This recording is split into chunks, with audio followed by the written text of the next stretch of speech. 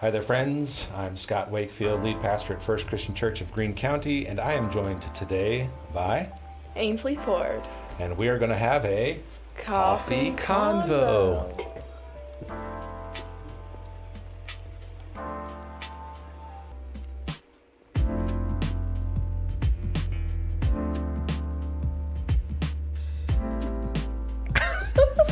Figured I'd hold it long enough until you were like, I don't know, this is awkward. Or start looking at it. Coffee Convos is an opportunity to hear about the work of God in the lives of our friends, which means, Ainsley Ford, you qualify as a friend. Glad you're here. We are going to hear about who you are, what you do, what you plan to do, and we're also going to hear about what you've done.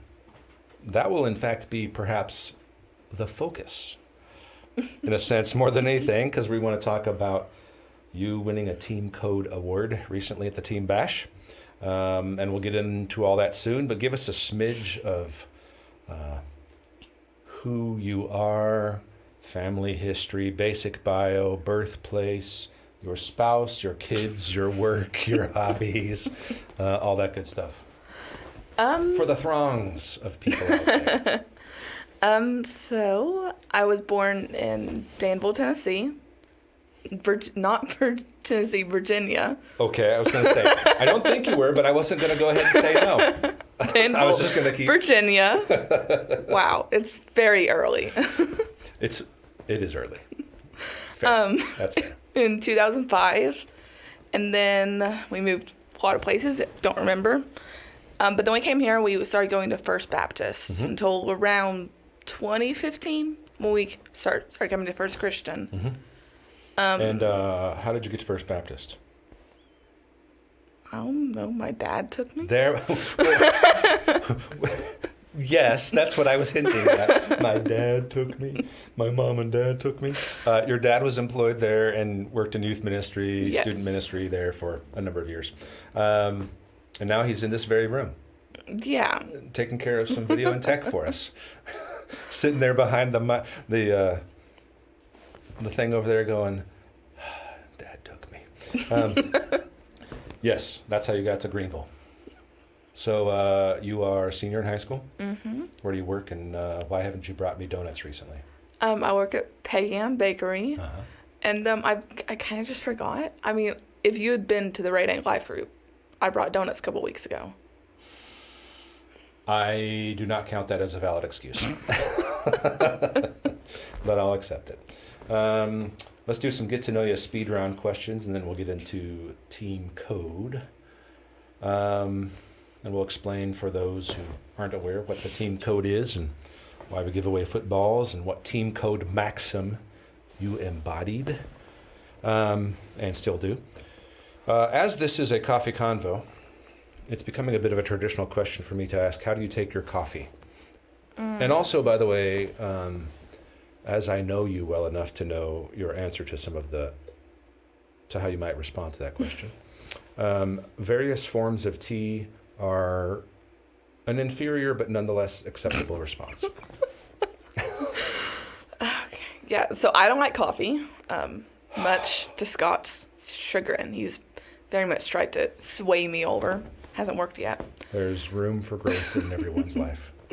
But I mean, if I'm gonna go to Catalyst, I will get a good frozen hot chocolate. It's always my go-to. FHC is good.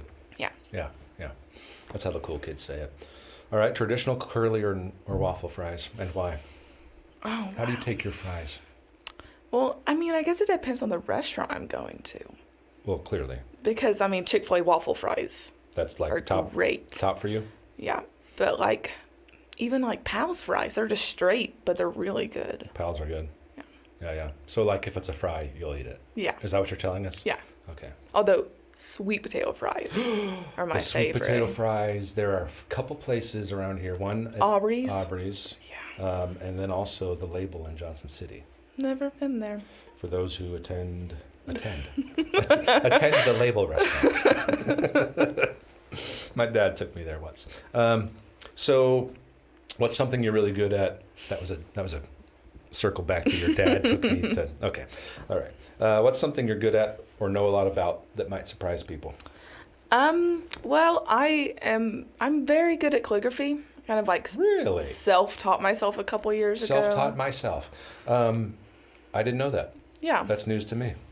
Yeah, my mom is really good at it, and I just Cool. like would look at her and be like, "Oh, that's kind of cool." Yeah. So I Yeah. was like, "You know what? I'm gonna learn." Yeah, that's cool.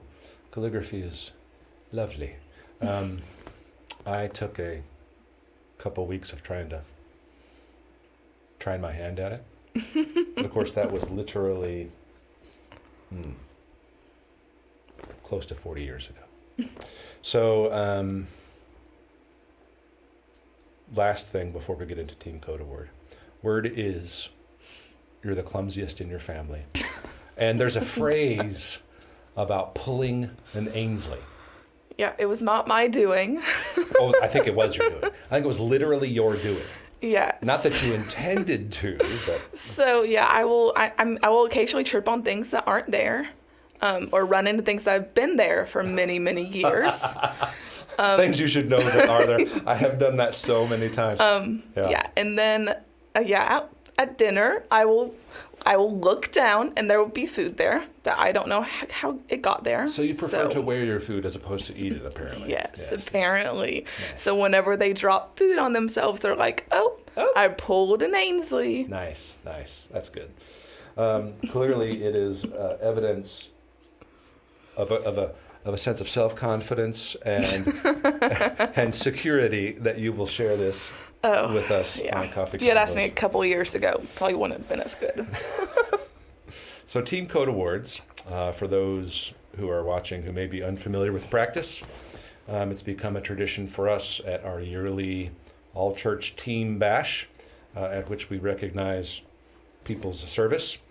We give away a game ball, a signed by all staff and elders game ball for people who embody one of our 7 team code maxims.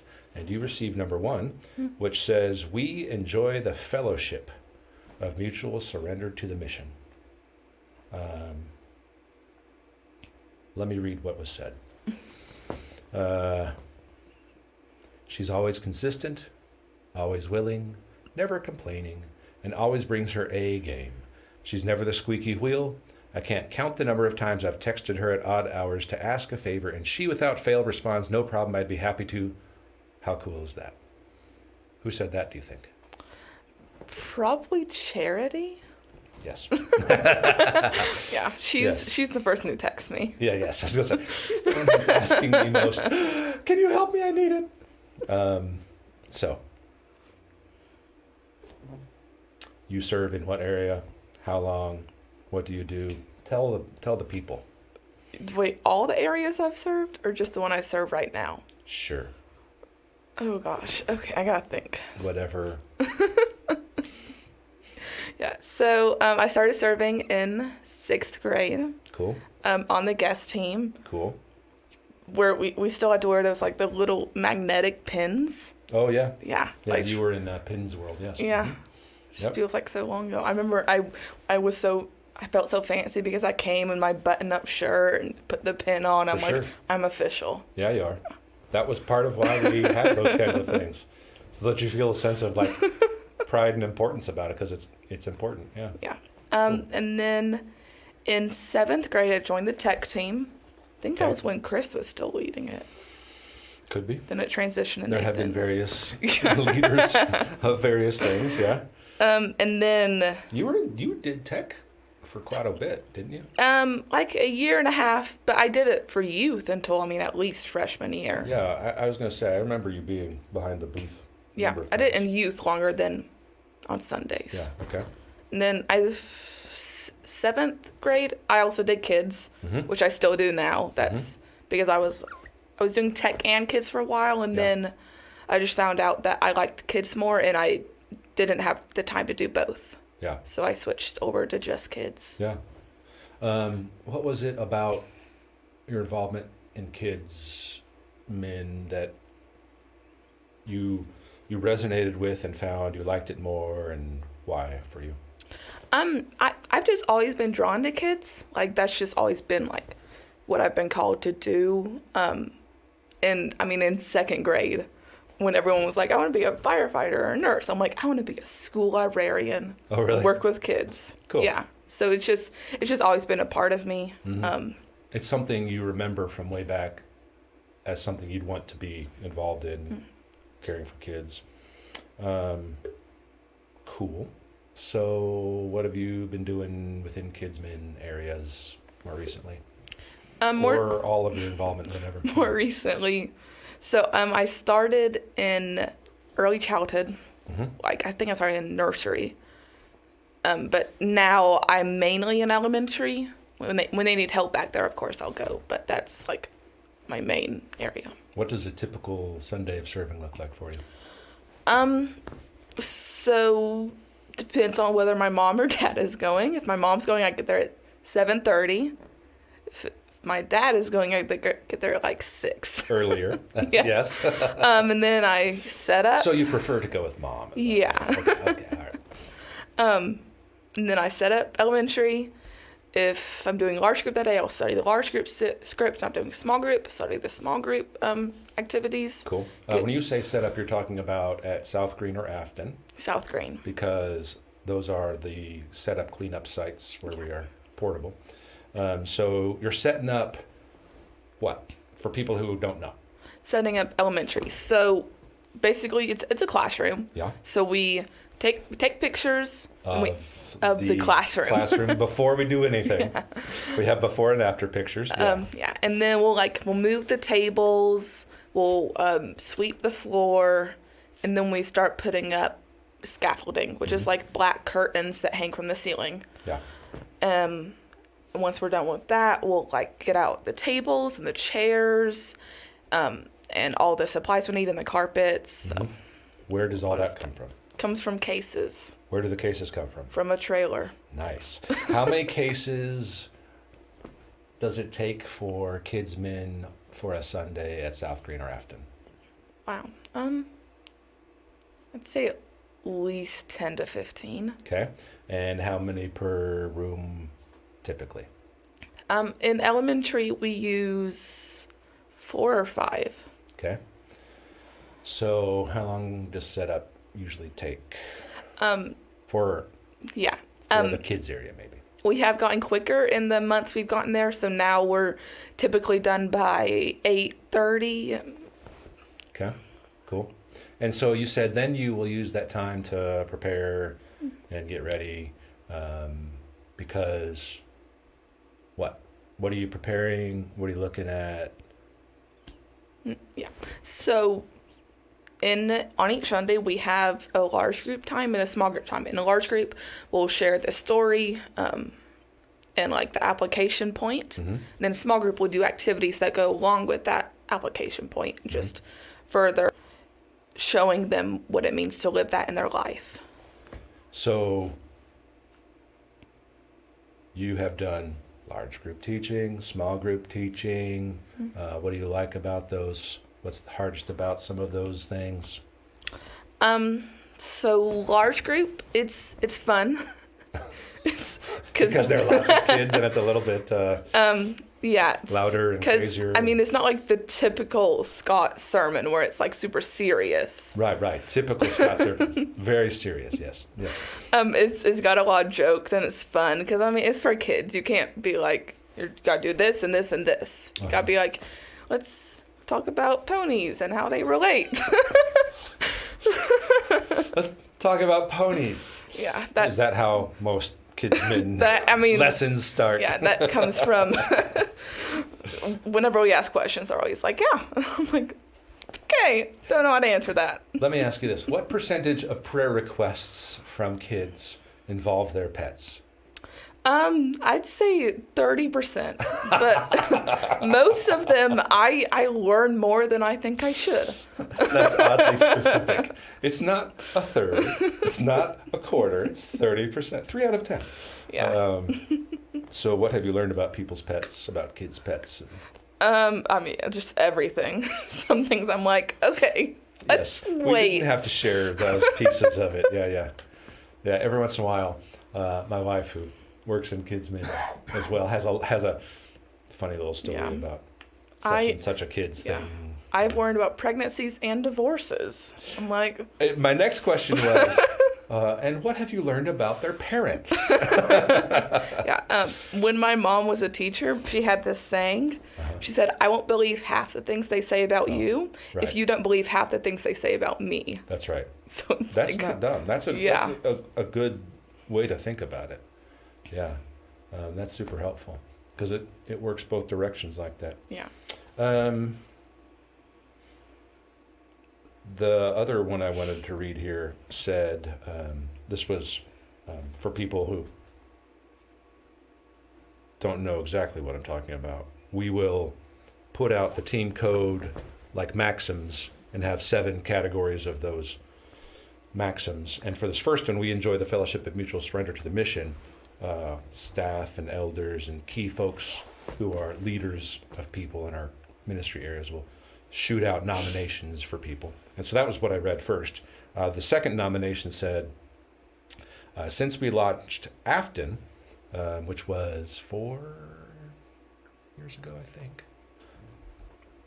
Since we launched Afton, she has been consistent in setting up, cleaning up, and serving in kids. She's been a huge part of launching Monday Night Kids as a ministry and not just babysitting. She was also a big part of the SG, the South Green launch team. She's just always willing, faithful, and amazing. Our ministry will be sad when she leaves for college. Can we just convince her to stay? So team code game ball number 1 about enjoying the fellowship of mutual surrender to the mission went to you. What have you enjoyed most about serving over the years, do you think? I think just the community I've gotten to experience by serving at First Christian. I've got to find my best friends and just being able to serve with them, being able to come in here and serve these kids in a way that some of them probably don't get the rest of the week. Yeah. So just be able to be a light in their lives, be able to see them grow. I'm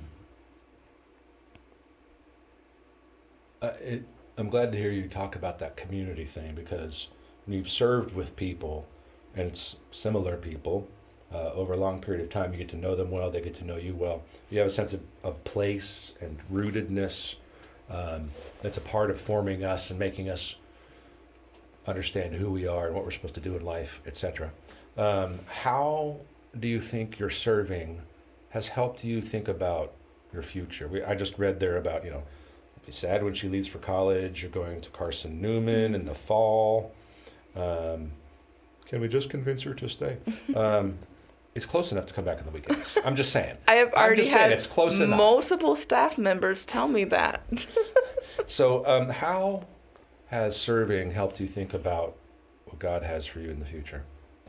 Or whatever, like your own giftedness and what you're good at and what you like and what you don't, etc. Yeah. Yeah, so I didn't really know what I wanted to do with my life until like second semester junior year. I had no clue. And you still have plenty of time for what it's worth. Go ahead. But then I was just like looking at my life and, praying and asking God, like, what do you want me to do? Yeah. And he just he showed me that in this church and serving in Kidsman, just how I always felt pulled to it. He's like, the natural inclination and desire for it was something that began to click. Yeah, because I don't like speaking in front of people. I don't like praying in front of people. But with kids, it's always just felt natural and easy. So that's just showing me that it's like where I'm supposed to be, which I'm at Carson Newman. I'm going to be majoring in early childhood education. Cool. So, what do you think that might lead to for you at this point, if you're thinking, like, doing what, teaching something? Yeah, so it'll get me my teaching licensure for pre-K through 3rd, and I'm hoping either 1st or 2nd grade. So 1st or 2nd grade is your, favorite niche ages? What is it about kids at that age? They're still young enough, but they've matured so much. In kindergarten, they're still learning how to go to school, how to be on their own, and by first grade, they've got it down. But they're still little kids, which is what I've always felt drawn to. Yeah. Cool. Good stuff. What has been a little bit difficult, or things that stretched you in serving, looking back, that were hard parts of serving at times? I think multi-site, definitely, because, it wasn't just the fact that we were leaving, but I was having to leave people behind. And that's always hard because you got used to. Yeah, because I had made all these relationships, and then it's like we have to split up. Some of us are leaving, some of us are staying. Right. And then just like learning how to find that new norm. Because at Afton, we had been there for around 3 years when we launched South Green, so it had become like normal. Like, right. We knew what to do. Yeah. So then just going to South Green, having to find out all this new building and where everything is and how to do everything. Yeah. That is a lot of compressed change, as you noted, not just in like having to figure out where things are in practical terms. That's one thing, but also something I think we've learned in doing multi-site at all. We knew going from one campus to two, it would mean, oh, these people are leaving and it's going to be different, and but we'll still see them, which is true, but it's in some ways not as true as you assume or hope it might be. Things do become a different new norm, and that's hard. It's something to think about and prepare for sure. It's a good hard. How do you think that that's helped you grow, that multi-site transition stuff? It's definitely brought me out of my shell, where it's like I like to stay in my comfort zone. I'm an introvert, so I don't really like to put myself out there. Okay. And it's taught me that, if you're going to grow at all, you need to.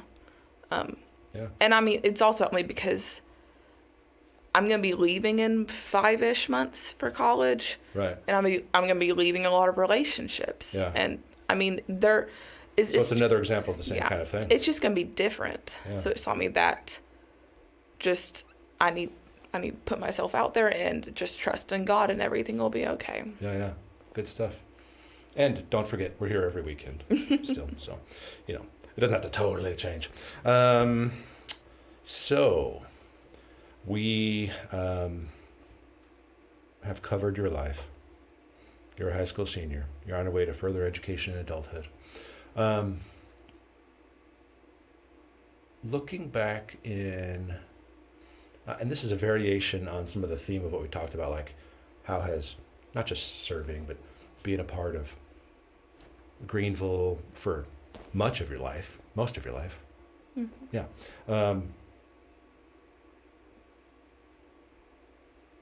What do you think,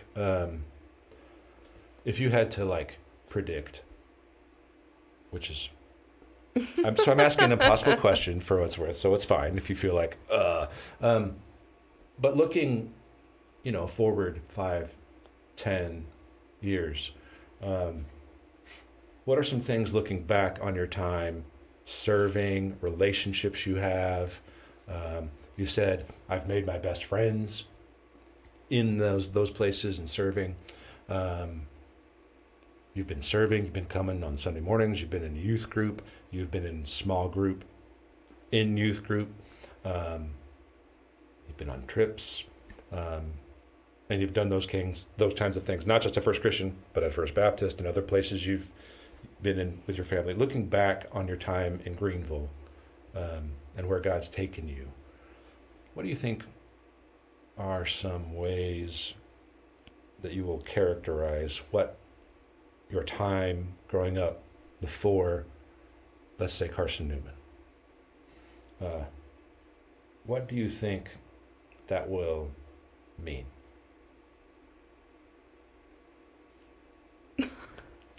And how, okay, maybe we should cut out that part. Pause, cut. Let me try again. That's a very confusing roundabout question. So in 5-10 years, you're going to be out of college. Maybe you're doing grad school, maybe you're teaching somewhere. In 10 years, you may be married, you may have kids, you may also have a job, you may not have a job. What do you think you'll value most about your time serving, being involved in church community? What do you think you'll value most? Well, it definitely taught me how important church is, how important it is to find a good church with a good community. Because, I mean, the people you're with are going to direct your life. Like I said, I found my best friends here, but that wasn't always the case. I mean, in freshman year, I had this group of friends I've been friends with since elementary school. Right. But it wasn't taking me where I needed to go. And it was a hard time of God pushing me away from them and just me questioning and being like, what is happening? Because my whole life is changing. Yeah. But in pushing me away from them, he was pushing me towards my friends now who are very Christ-oriented, very let's share the gospel and just have help me in my faith, grow me. Yeah. And in the future, I'm going to look for those relationships because sometimes they will come naturally, but you have to look for them. You have to find them. So, yeah, that's great. It was something that had to be dealt with as a new norm after you were like, these aren't the people for me, or whatever the case might be, however you characterize all that. Yeah, that's good. I think that learning how to do healthy Christian community with people who are about the gospel and it is Christ-centered is huge. It's huge. There's a sense in which, much more than people realize, I think it's everything in some ways, with every one of our relationships. Not that we are not involved with non-Christians, because of course we are and we should be and we want to be, but that being grounded in who we are is huge. No, that's a great answer. Yeah, that's a great answer. So the last two questions we ask everybody. What is God currently teaching you, and what are you most excited or encouraged about? Okay. So, as you said, I'm a senior. And senior year is very fast. It is. Very stressful. Very jam-packed. Yeah, it is. And so I think that just through this time where I've just felt a lot of stress, God is teaching me peace and true peace where it's found in Him. And just the fact that I can't place my identity in anything else because they might bring me happiness for a little while. Sure. But He's the only one that can bring me true joy. Yeah. Cool. What for you is a place or where for you do you have to spend time, or what do you seek out for that peace? What helps you in that way in your relationship with Christ? Where do you get that peace? So I mean, I know you get it in Jesus, but like, how do you practice that, and how does that work for you? Yeah. So I do a Bible study. That helps a lot. Just being in the Word. Yeah. But then also just coming on Wednesday nights, being with my small group, then providing support and love, and just we talk about life and just pray for one another. Yeah. Cool. So what are you excited or encouraged about? Well, I'm excited for college. That's a good answer. It was a stressful couple of months where I had no idea where I was going. You had options and you were thinking about options. You just didn't know which one it was going to be. It took a while for Carson Newman to get me financial aid information. So I was like, Yeah. But it came back. Yeah, but it came back great. Yeah. So that's what I'm excited about, because after a long few months, it's finally like I know where I'm going, I know what I'm doing, and it's just like it's gonna be a new adventure. Yeah, for sure. Super cool. Well, thank you for sharing. It's cool to hear about how, and one thing you talked a lot about was the community aspect of serving, which is cool because I think the first maxim in the team code of our 7, we enjoy the fellowship of mutual surrender to the mission. So it's like we, which is community, we enjoy that together. Fellowship of mutual surrender. It's like we. It's community all along. What I think is super cool is how you have not just exemplified the faithfulness of the serving, which is cool, but that it's become formative for you, and that's how it works when we serve. You're formed by it. I'm formed by it. We are all formed more into who God wants and calls us to be. Yeah, super cool. Good stuff. Thank you for sharing how you are going to go off and leave us and then come back every weekend and continue serving kids. Man, it's great. It's great to hear. Apparently I'm coming back 3 days a week. That sounds good Sunday, to me. Monday, Wednesday. I like it. Let me pray for you and we'll close up here. Father, thank you for Ainsley. Thank you for her gifts. We're grateful that you've brought her to us and we can share in serving together in ways that help her to hear your voice for who you've called and created her to be, and that has been an important piece of helping to minister to kids here. We're grateful for her. Help her as she moves forward. We love her and want to care for her. So thanks for that time so that she will come back and serve on the weekends. Amen.